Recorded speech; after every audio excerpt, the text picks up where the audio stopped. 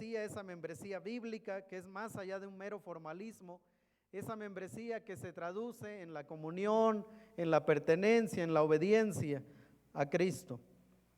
Y el día de hoy, hermanos, quiero tocar la segunda parte de esta enseñanza, una enseñanza un poquito pesada por la naturaleza del tema, pero que es importante en nuestros días y se van a dar cuenta en el desarrollo del mensaje de por qué un mensaje de esta naturaleza es tan relevante para nuestros días. Es muy importante. El apóstol Pedro dijo, primera de Pedro 5, 1 al 4, dijo: ruego a los ancianos que están entre vosotros, yo anciano también con ellos, y testigo de los padecimientos de Cristo, que soy también participante de la gloria que será revelada.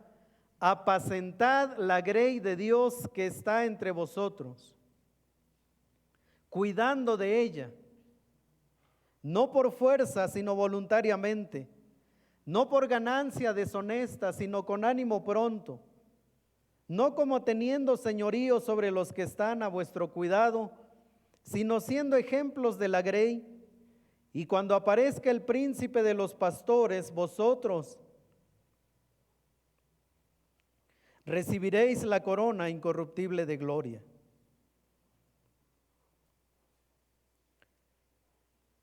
Mire, siendo muy honesto, hermanos, este texto pesa. La última parte es muy bonita, ¿verdad? Cuando aparezca el príncipe de los pastores, vosotros recibiréis la corona incorruptible de gloria. Pero el texto contiene algunos elementos que si nos detenemos a observarlos cuidadosamente, el texto es sumamente pesado. Porque dice el apóstol Pedro: yo ruego a los ancianos que están entre vosotros. Dice: apacentad la grey de Dios que está entre vosotros, cuidando de ella.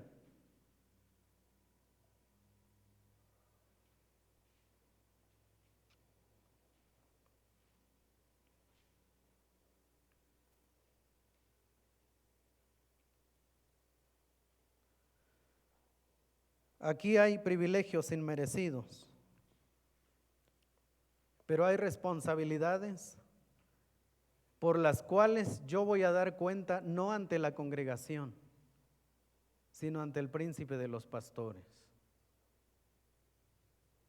Un día, los pastores, el pastor Arturo y un servidor, seremos llamados a cuentas, no por la iglesia, no por un equipo en particular, sino por el príncipe de los pastores, y esto es lo que va a demandar de nosotros.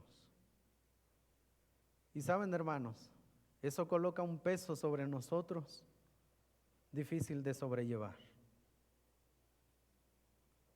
Con esto en la mente, a manera de introducción, quiero hablar de los peligros a los que la iglesia está expuesta.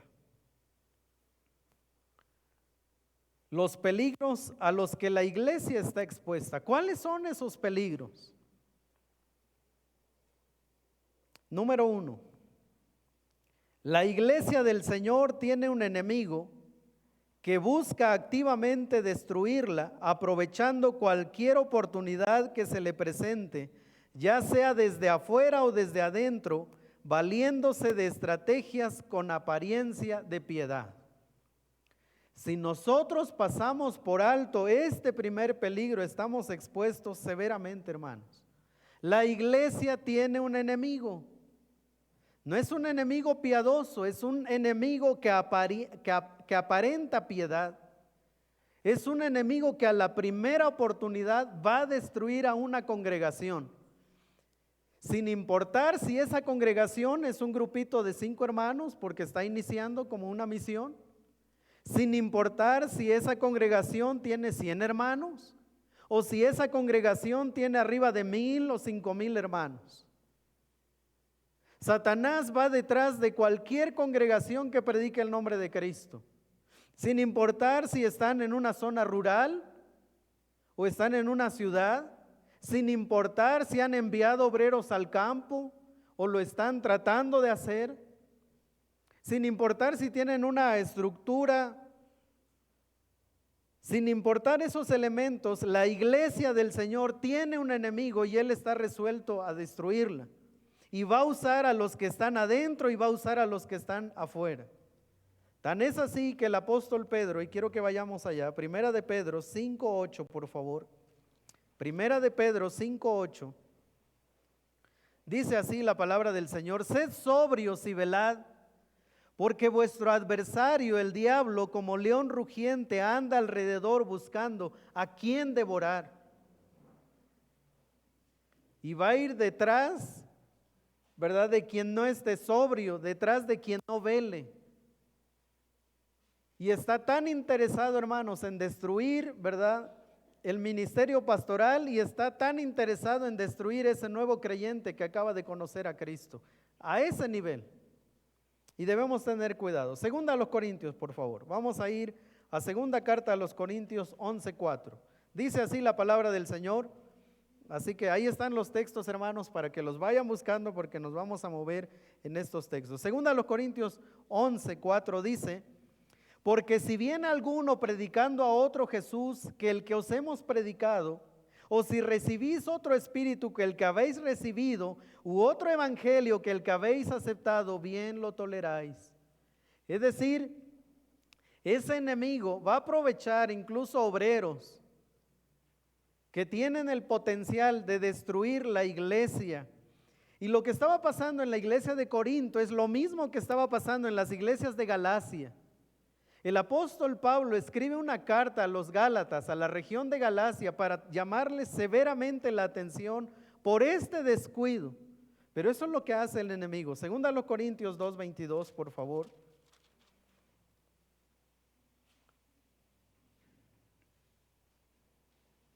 Segunda a los Corintios, en realidad hubo un error en mi cita, hermanos. Si tengo un error en mi cita, lo voy a corregir. Okay. La doctrina del Señor tiene un enemigo y debemos tener cuidado, hermanos. Número 2, la doctrina apostólica siempre ha enfrentado oposición diabólica y en su lugar han sido y se siguen propagando enseñanzas antibíblicas. Algunos piensan que las herejías son propias de este tiempo. Cuando nosotros vamos al texto del Nuevo Testamento, nos encontramos que las herejías comenzaron cuando el Señor Jesucristo comenzó su ministerio. O sea, desde que comenzó su ministerio, siempre ha habido una oposición a la predicación, a la enseñanza de los apóstoles. Cuando nosotros avanzamos unos años más con Primera de Juan, él nos habla abiertamente de estos personajes que están dañando la doctrina cristocéntrica. Así que esta proliferación no es a partir de cierta década. Siempre ha habido enseñanzas que van en contra de la palabra del Señor, solo que ahora las vemos cada día más porque se han disfrazado, son diferentes enseñanzas, parecen muy atractivas. El apóstol Pablo, ya lo leímos, segunda a los Corintios 11:4, pero vamos a ir a Tito, por favor. Tito 1:10 al 14 dice: porque hay aún muchos contumaces, habladores de vanidades y engañadores, mayormente los de la circuncisión,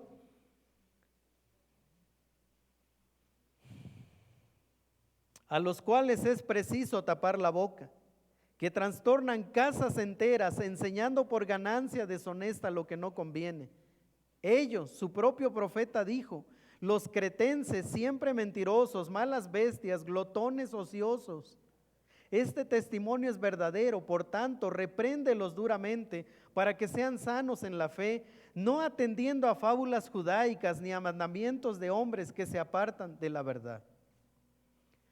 O sea, desde el establecimiento de la iglesia, esto es lo que el apóstol Pablo estaba viendo y que de lo cual se tenía que tener cuidado. Y en las siguientes citas, si ustedes las pueden ver, se van a dar cuenta que siempre ha habido falsas enseñanzas y que esas falsas enseñanzas han arrastrado a lo largo de la historia a muchos creyentes. Razón por la cual cada creyente debería cuidar lo que escucha, lo que lee. Porque ahora, hermanos, los tiktokeros están formando nuestra generación de pastores. Los youtubers están formando la mentalidad de nuestros jóvenes. Tenemos que tener cuidado. Y con esto no estoy diciendo que todo lo que está allá afuera es pecaminoso y que solo deberían escucharnos a nosotros. Eso no es lo que estoy diciendo. Lo que estoy diciendo es que tengan un filtro para lo que escuchan. Porque es increíble, hermanos, cómo somos arrastrados por diversas enseñanzas, pasando por alto quién está detrás de todo esto. En tercer lugar, dichas enseñanzas han sido dispersadas a través de hombres perversos que buscan dividir y destruir el cuerpo de Cristo. Este aumento de los apóstoles y este aumento de algunos hombres que se han levantado y dicen, no, solo nosotros, ¿verdad? Hay una nueva revelación. Y vamos a escribir un libro con una nueva revelación y parece que todo el mundo se deslumbra. Y ¡wow! Ya hay una nueva revelación. Esto no es nuevo, hermanos. Algunos calificativos de los autores del Nuevo Testamento nos advierten de lo peligrosos que son. Y mire, ahí están los textos, la palabra del Señor. Esto no es una descripción mía. Eso es lo que dice la Biblia: falsos apóstoles, obreros fraudulentos, disfrazados como apóstoles de Cristo y como ministros de justicia.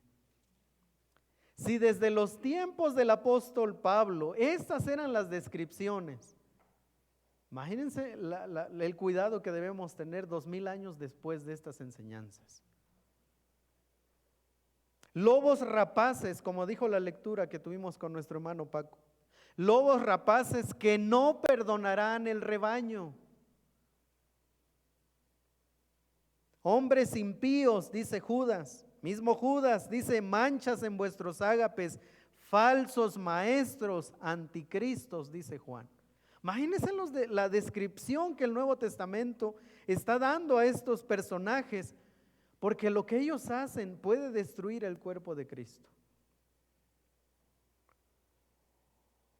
Número 4, muchos falsos maestros están sentados en las sillas de las iglesias.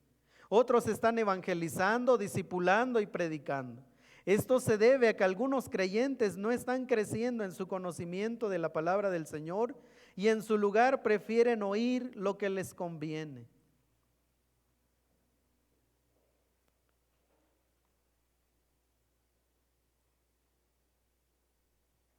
Hechos 20:30 dice, y de vosotros mismos se levantarán hombres que hablen cosas perversas para arrastrar tras sí a los discípulos.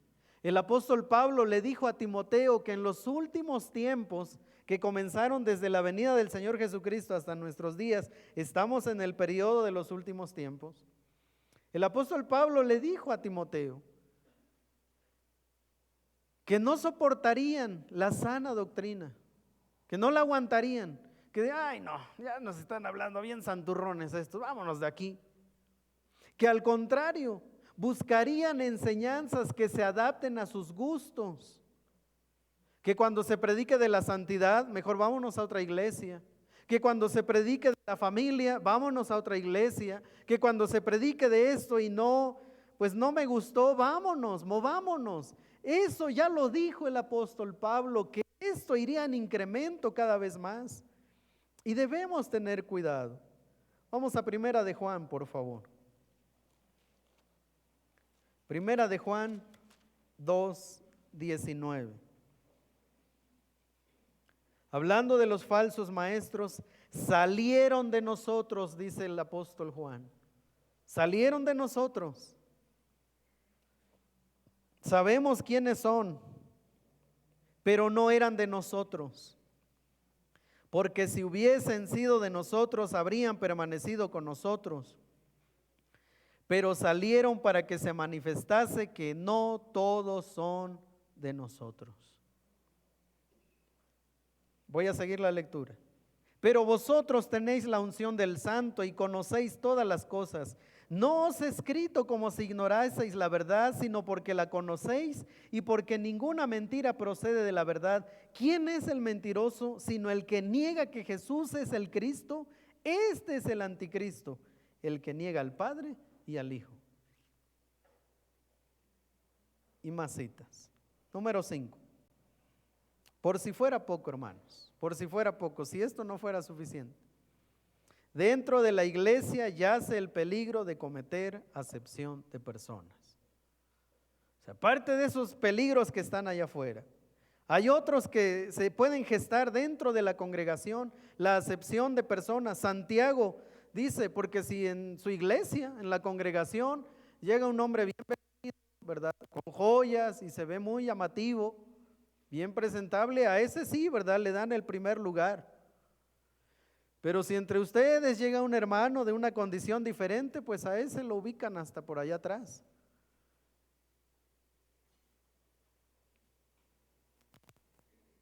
Hechos 10:34, Juan 7:24 nos hablan de esto. Así que, hermanos, hay varias cosas alrededor. Y habiendo dicho estas 5 cosas respecto a los peligros a los que está expuesto la iglesia, habiendo introducido el mensaje con cuidando de ella, una responsabilidad de los pastores hacia la congregación, cuidando de ella, no teniendo señorío sobre ella, ¿se dan cuenta entonces por qué el apóstol Pedro, por qué el Señor dice que los pastores deben cuidar a la congregación? Porque hay varias cosas alrededor que pueden destruirla, tienen el potencial de destruirla. Peligros de afuera y peligros de adentro. Y el Señor hace responsable del cuidado de su iglesia a los pastores. La iglesia no es nuestra, hermanos, es de Cristo. Lo anterior, y este es un llamado para el pastor Arturo y para un servidor, lo anterior es un llamado continuo para que los pastores se mantengan en constante vigilancia, velando por la pureza de la congregación, y esto incluye un proceso cuidadoso al recibir a miembros de otras congregaciones. Hermanos, estamos viviendo un tiempo peligroso. El número de creyentes que ya no tienen compromiso con una congregación en particular va en aumento. Por el contrario, se centran en la búsqueda de la satisfacción personal y o familiar, lo que nos llena, lo que nos gusta. Huyen de las iglesias cuando se predica sobre la santidad, el compromiso, el servicio. Son muy pocos los creyentes que salen de su congregación por razones doctrinales.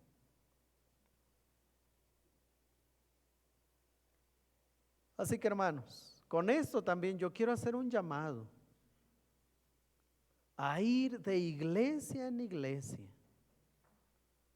Eso lo estamos viendo en nuestros días, esto es muy común. Porque ahora está la iglesia a la carta y ahora no se diga, ¿verdad? Con esto del internet, no hombre, pues yo me conecto al servicio de tal en la mañana y en la tarde al del otro, esa me gusta.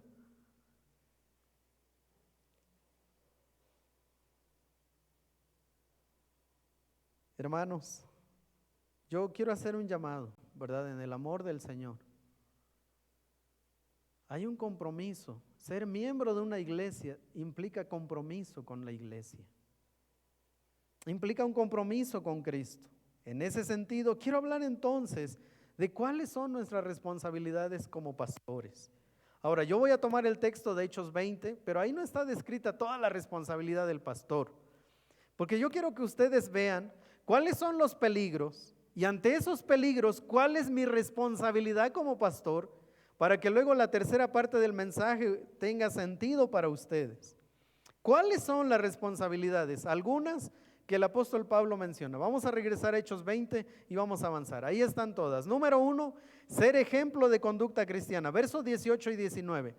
Cuando vinieron a él les dijo, vosotros sabéis cómo me he comportado entre vosotros todo el tiempo desde el primer día que entré a Asia, sirviendo al Señor con toda humildad y con muchas lágrimas y pruebas que me han venido por las acechanzas de los judíos. Pablo le está diciendo a los hermanos, miren, ahí está mi vida. Yo no les ando inventando, ustedes pueden ver la manera en que me he conducido. Y eso es una manera que los pastores debemos tener. En ese sentido, nosotros estamos expuestos a ustedes. Pero esta buena conducta no solo es responsabilidad del pastor, en realidad es una buena conducta que se espera de toda la congregación. Pero mire de qué manera el apóstol Pablo les habla a estos hermanos, a los líderes de la iglesia de Éfeso.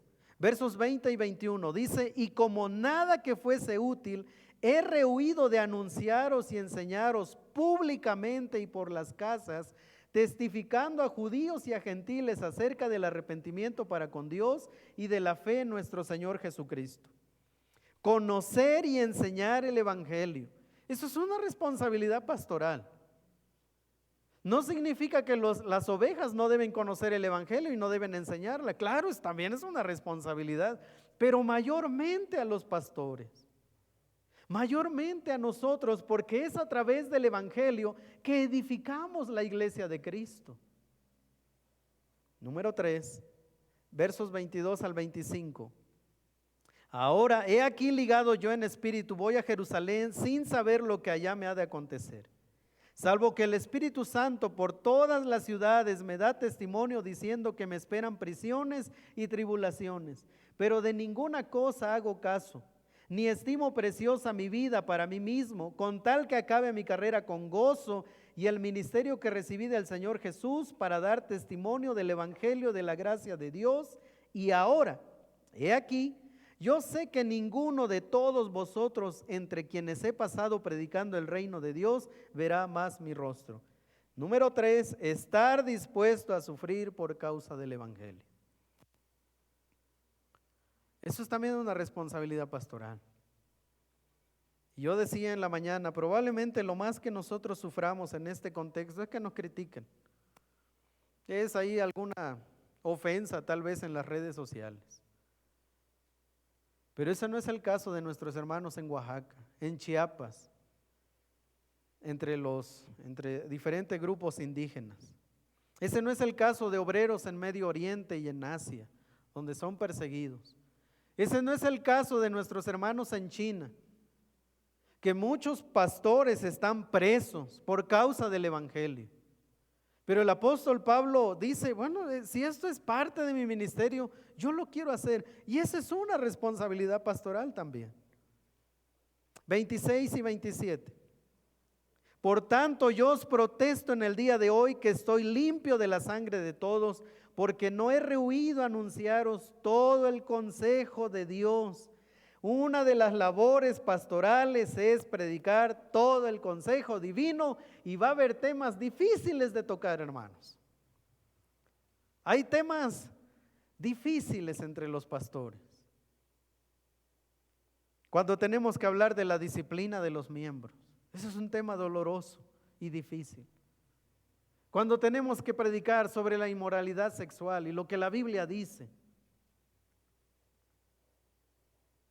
Cuando tenemos que tocar temas, hay algunos, ¿verdad?, que nos consumen un poquito más emocionalmente, pero hay que hacerlo. Y lo tenemos que hacer, hermanos. Hay temas difíciles en la palabra para ser expuestos a la congregación, porque pueden tomarse de otra manera, pero hay que hacerlo. Todo el consejo divino.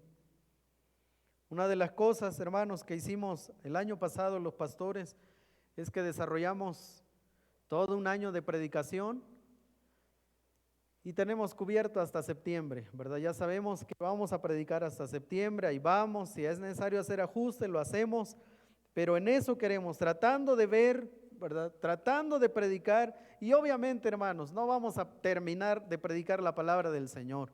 Cada día hay mucho que aprender, pero lo tenemos que hacer.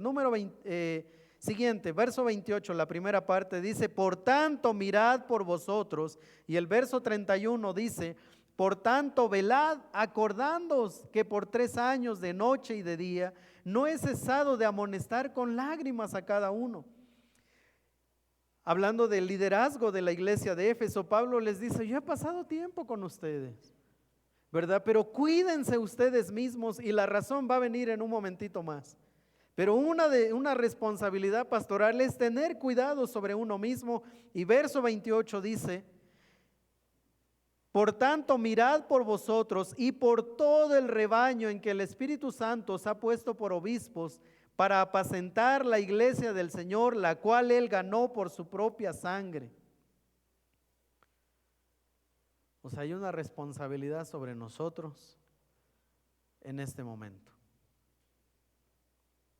Habiendo dicho esto, los peligros a los que se enfrenta la iglesia, la responsabilidad que los pastores tenemos delante de Dios, entonces quiero unir esto, hermanos. Y quiero hablar entonces de nuestro proceso de recepción para nuevos miembros, ¿verdad? ¿Cómo es que alguien de otra iglesia, de otra congregación, que por asuntos de mudanza se vino a este lado de la ciudad, salió de su iglesia por A o B situación y ahora se está congregando aquí?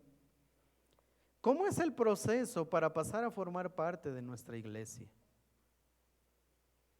Y yo quisiera hacer un llamado, hermanos que están aquí con nosotros, que vienen de otra congregación. Yo quiero invitarles en el amor del Señor, ¿verdad?, que observen este proceso cuidadoso, que examinen su vida. Y Dios quiere, hermanos, ¿verdad?, que si alguno de ustedes dice: pastor, mire, yo me salí de mi iglesia por esto y hoy entendí que esa no es la razón.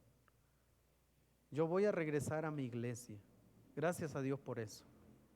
Si alguien dice: pastor, mire, yo ahora entendí que esa es la razón por la cual debía haberme salido, pero ahora quiero formalizar, ¿verdad?, mi participación dentro de esta congregación. También necesitamos hablar, ¿verdad? Porque, hermanos, debemos ser cuidadosos, debemos evitar algunas circunstancias que se han dado a lo largo de los años. ¿Por qué un proceso, hermanos? ¿Por qué? Una notita aclaratoria antes de continuar. Este proceso que ustedes van a ver en un momento no se hace con el propósito de evitar que otros hermanos que con sinceridad buscan incorporarse a la iglesia se añadan. Por el contrario, debemos permitir, sobre todo los pastores, debemos permitir que su integración contribuya en primer lugar a su crecimiento espiritual. O sea, la idea no es recibirles y ya quédense aquí 20 años y sigan igual. No, la idea es que crezcan. Por eso, número 2, a la salud de la iglesia, porque somos responsables de esa salud. Pero como pastores es nuestro deber admitir de manera cuidadosa a aquellos que salen de su congregación por razones diversas. Entonces, hermanos, cuando ustedes ven aquí a una familia y les decimos: hermanos, se están integrando a la iglesia, yo quiero decirles cuál es el proceso que ellos pasan. Ahora, esto no es un proceso nuevo, ¿verdad? Esto es algo que siempre lo hemos hecho, solo hemos hecho un pequeño ajuste, pero el proceso siempre ha estado, hermano. Siempre, ¿verdad? Desde que yo recuerdo, llegué a esta iglesia con el pastor Bell, siempre ha sido ese el proceso. Hay un proceso antes de aceptar a hermanos de otras congregaciones a la iglesia. ¿Qué es lo que hacemos, hermanos? Número 1, hay una primera entrevista con uno de los pastores, ¿verdad? O se acercan al pastor Arturo o a un servidor, y dice: mire, hermano, pues a mí me gustaría ya ser parte de la iglesia. Ok, sentémonos, platiquemos. En esa primera conversación, pues tratamos de sondear de qué iglesia vienen, cuáles son las doctrinas de esa iglesia, cuál es el nombre del pastor, cuánto tiempo se congregaron en esa iglesia, sirvieron en algún ministerio, si así fue, cuánto tiempo, cuáles fueron las circunstancias de su salida, cómo salieron, por qué salieron, cómo quedó la relación con el pastor y la congregación. Porque si hay algo que a mí no me gustaría, hermanos, no nos gustaría, es que alguien salga de su iglesia sin haberle avisado a su pastor. ¿Saben por qué? Por respeto al tiempo invertido. El pastor de esa iglesia sabe que ustedes ya no se van a congregar allá. ¿Qué opina él de su salida? También sondeamos un poco cuándo, dónde conocieron el evangelio, Si son bautizados, algunos, ¿verdad?, no son bautizados, llegan a la iglesia y aquí se bautizan. ¿Cuál es su actitud frente a la disciplina eclesiástica? No vaya a ser que se dio una situación allá que era para disciplina eclesiástica y se salieron y llegaron aquí. No, queremos saber cuál es su actitud. Esta que les va a parecer extraño, pero es importante, como creyentes, ¿están casados por el civil? Si no, ¿estarían dispuestos a casarse antes de ser aceptados como miembros de la iglesia? Porque estamos hablando de creyentes. ¿Cuál es su postura respecto a los diezmos y ofrendas? ¿Qué creen en cuanto a la Santa Cena? ¿Cómo supieron de la iglesia? Y algunos, no, pues lo googleamos, ¿verdad? Y nos apareció Iglesia Bautista de Getsemaní. Otros dicen, no, pues mi papá antes iba, un vecino, no sé. ¿Por qué quieren ser miembros de la iglesia? ¿Conocen y se identifican con nuestras doctrinas? Porque añadirse a una iglesia solo por lo que sucede el domingo, hermanos, es un error. Porque cuando empiecen a conocer a los hermanos de la iglesia, ¿qué cree que va a pasar? Ay, no, caímos en otra igual, vámonos de aquí, ¿verdad?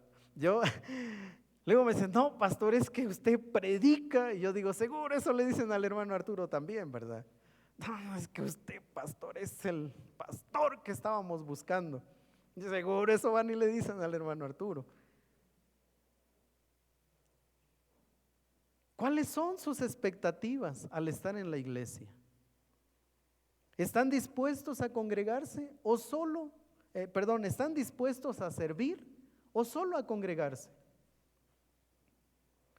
Si llegan a considerar la salida de la iglesia, ¿cuáles serían las razones? Yo quiero saber. Si una familia llega y me dice, no, sí consideraríamos algún momento salir, ¿cuáles serían tus razones?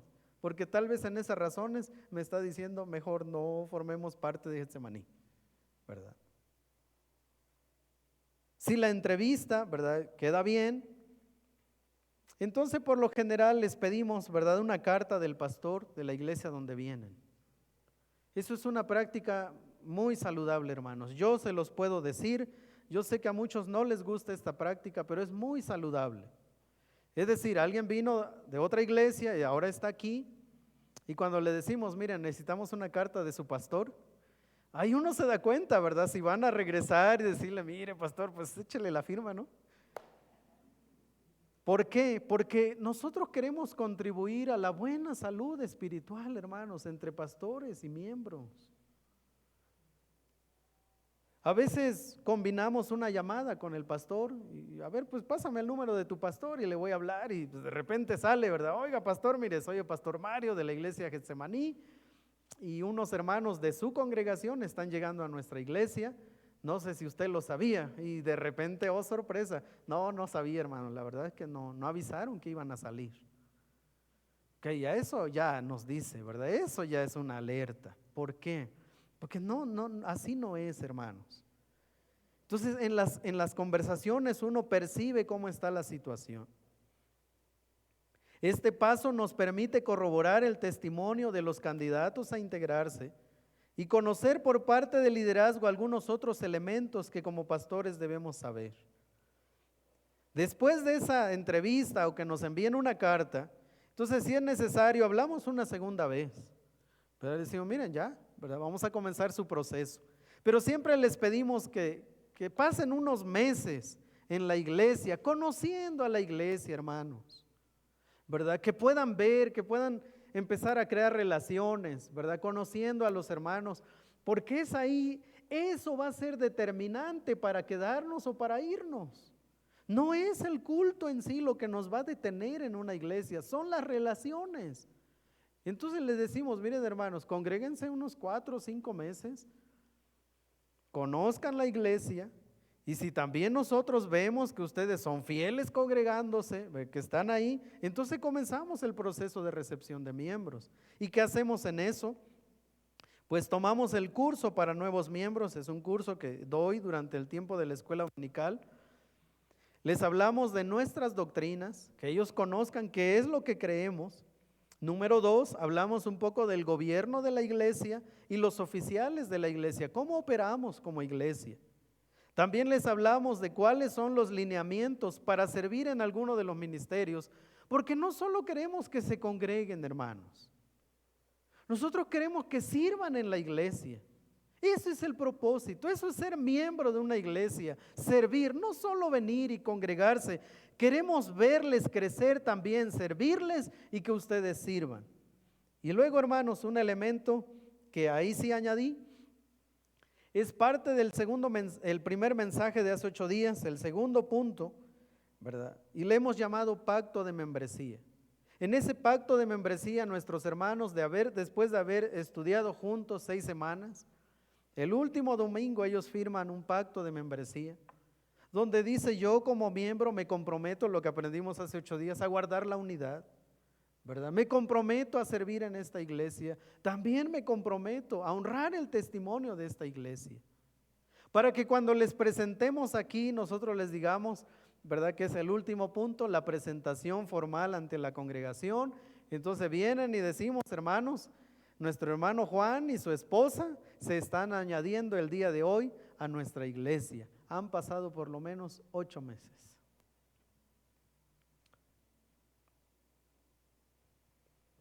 La página de nuestra iglesia dice: en Getsemaní hay un lugar para ti. Queridos hermanos que nos visitan de otras congregaciones, en Getsemaní hay un lugar para ustedes. Pero hay un proceso. Hay un lugar para ustedes. Pero queremos hacerlo bajo el cuidado de la palabra. Queremos amarles, queremos cuidarles, pero queremos hacer un proceso bien. ¿Por qué, hermanos? Porque la demanda es la siguiente.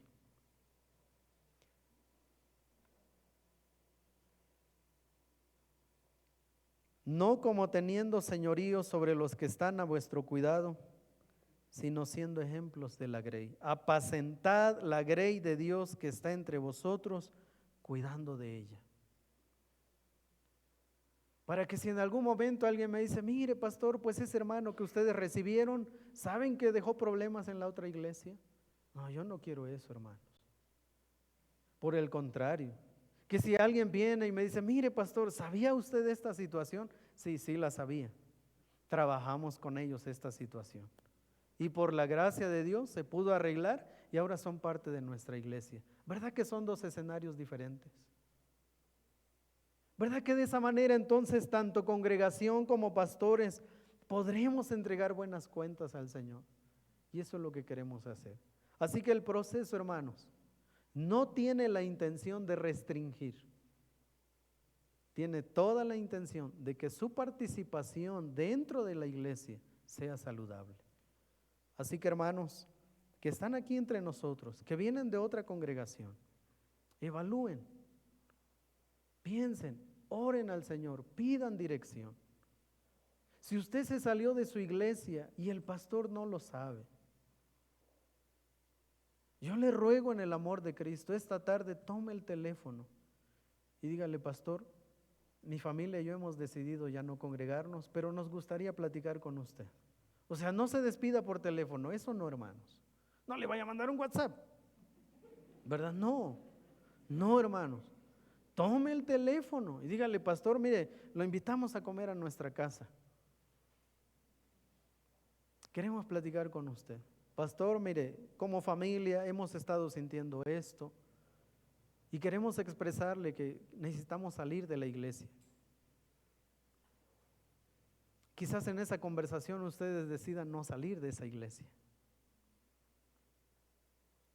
Hermanos que están aquí entre nosotros de otras iglesias, si han sentido la dirección del Señor para quedarse aquí, busque a uno de los pastores, por favor.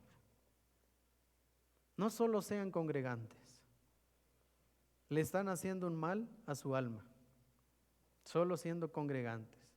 Yo quiero animarles, esto es lo que creemos. En Getsemaní hay un lugar para ti.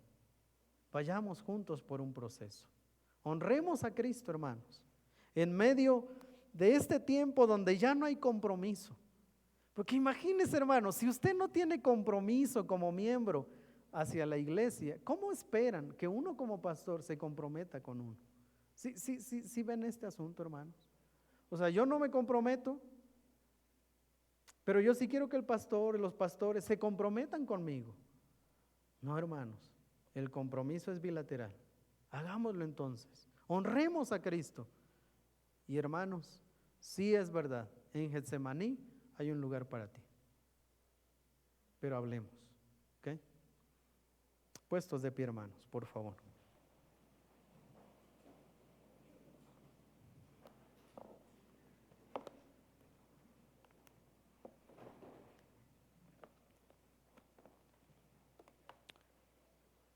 Padre,